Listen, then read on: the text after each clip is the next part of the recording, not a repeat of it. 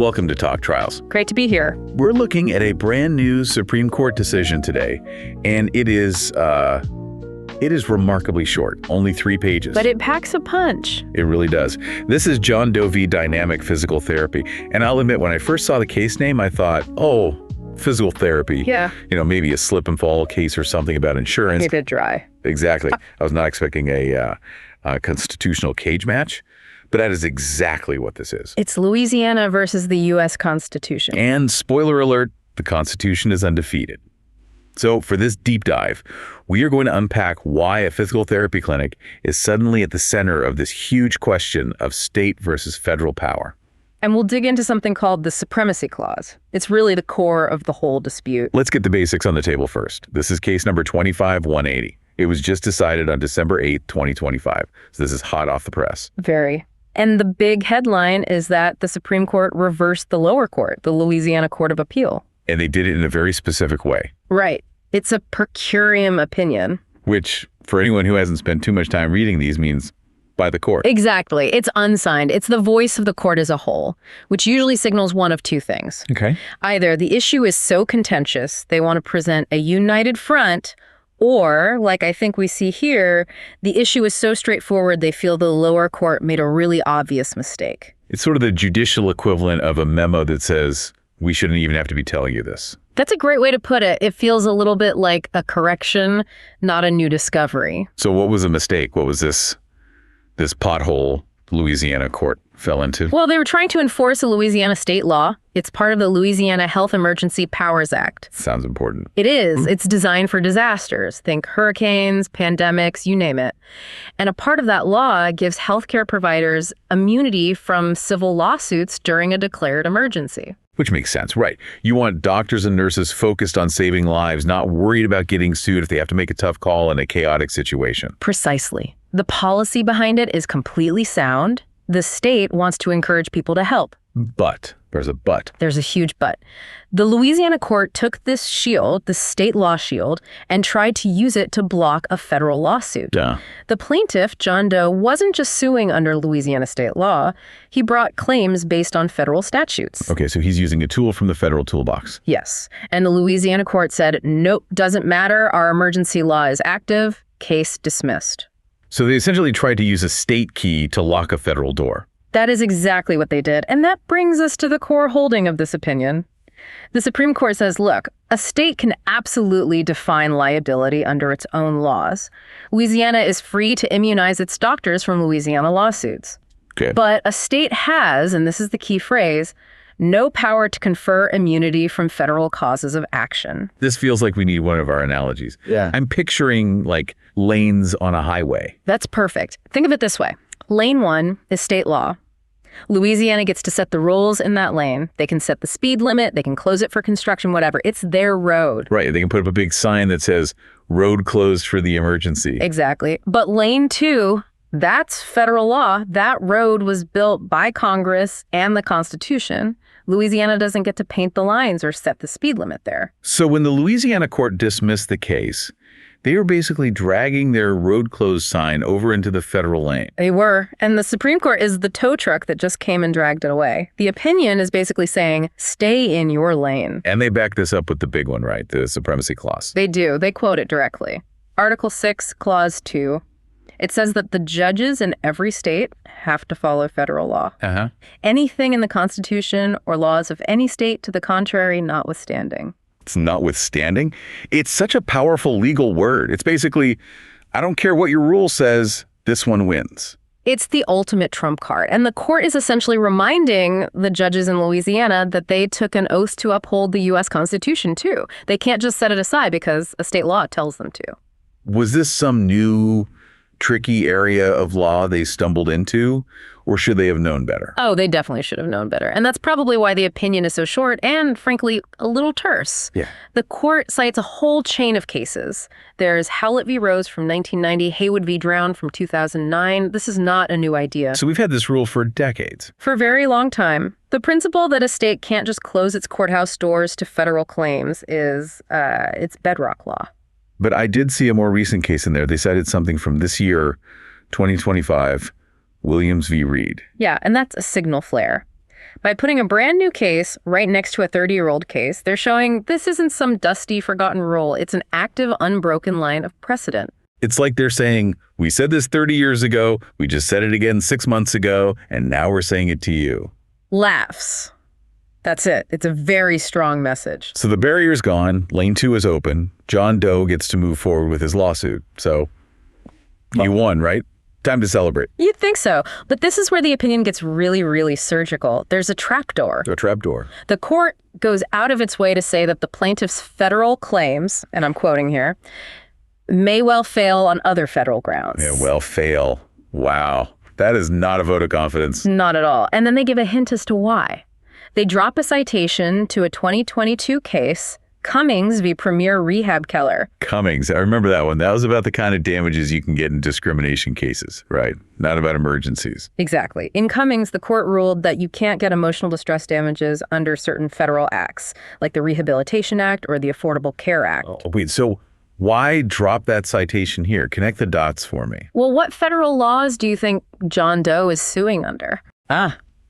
Probably those exact laws. Very likely. So the Supreme Court is sending a message to the Louisiana court. It's saying, look, we're sending this case back. You have to let the federal claim proceed.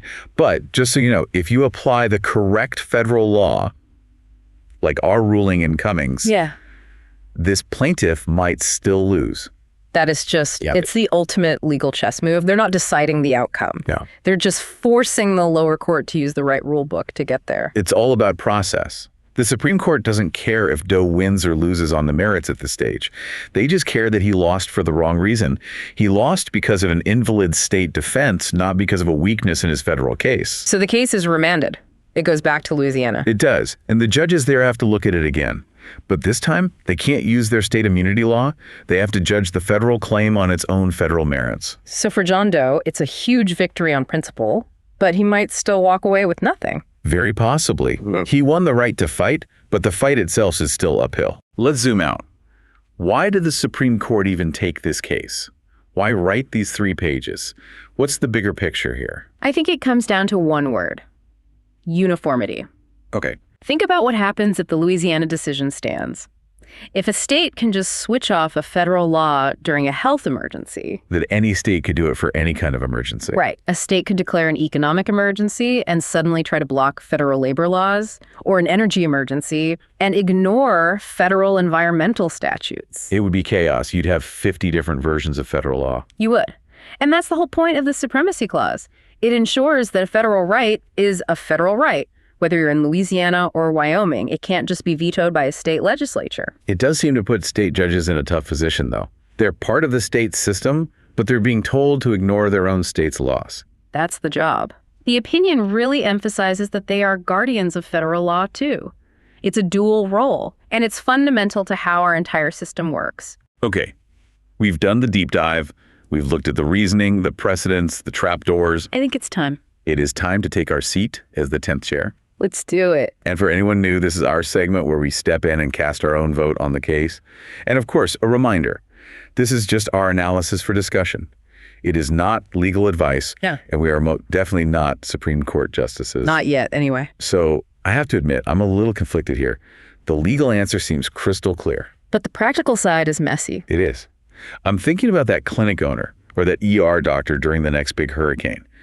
If they know that the state's promise to protect them has a giant federal-sized hole in it, do they hesitate?